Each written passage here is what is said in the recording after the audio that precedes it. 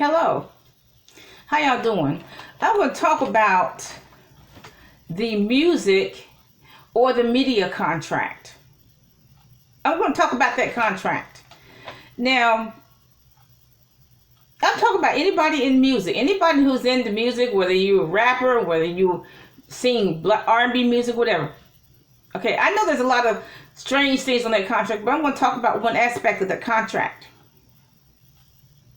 And I'm talking about everybody in media, whether you're on talk shows, late night TV, or anything. I'm also talking about people in sports, professional athletes, etc., anchors, etc. I'm talking about people who have, particularly black people who have magazines, etc.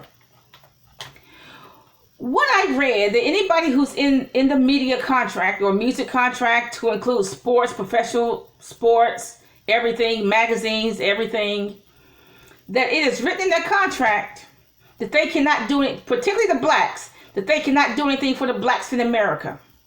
That's what I heard. And when I first heard it, I was shocked. Okay, I really was. I said, could this be true?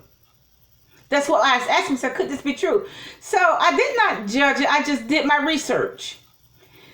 And in my research, I have found out that it is true, because then everything makes sense.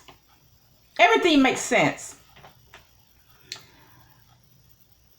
There's no millionaire black person that would even give a black business $1,200 to start a business or to finance their business. None of these super rich people in media, music, whatever, sports will give any black person who wants to start a business even $1,200. Okay.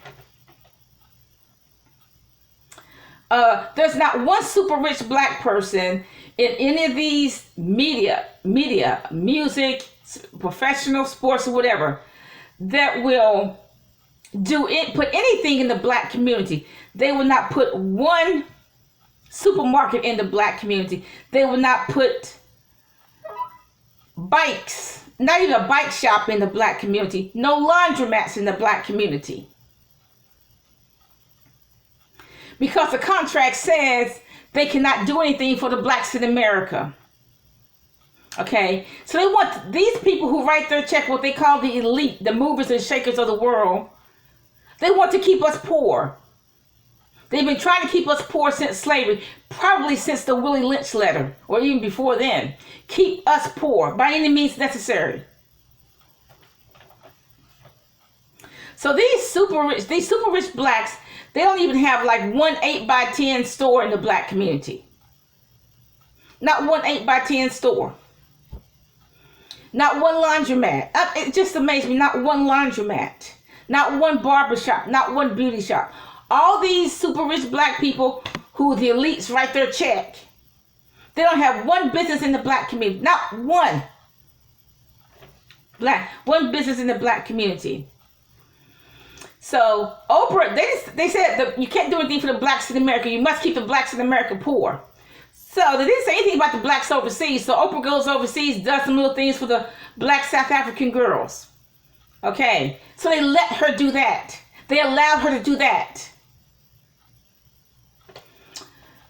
But there's not one super rich black that has built a hotel for the homeless. They could single-handedly get rid of the homeless population and get them off the street in California on Skid Row. Single-handedly do that.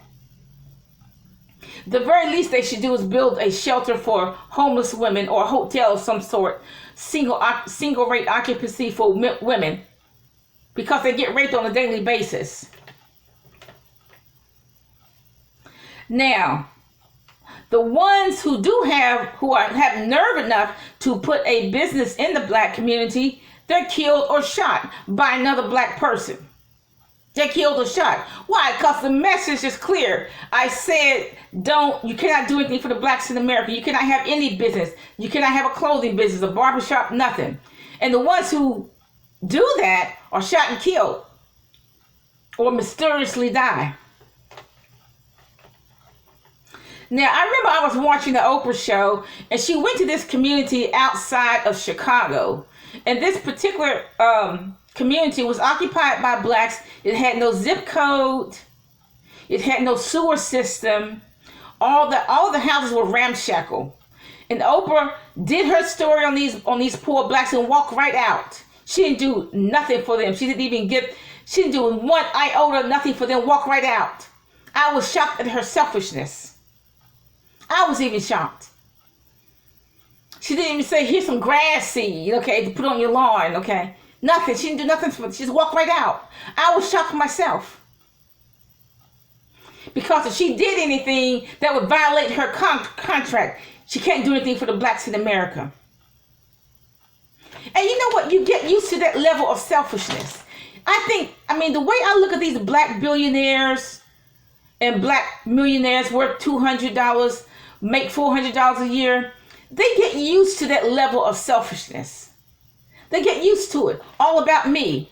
Although they're not taking nothing with them in the next life. But they get used to that level of selfishness.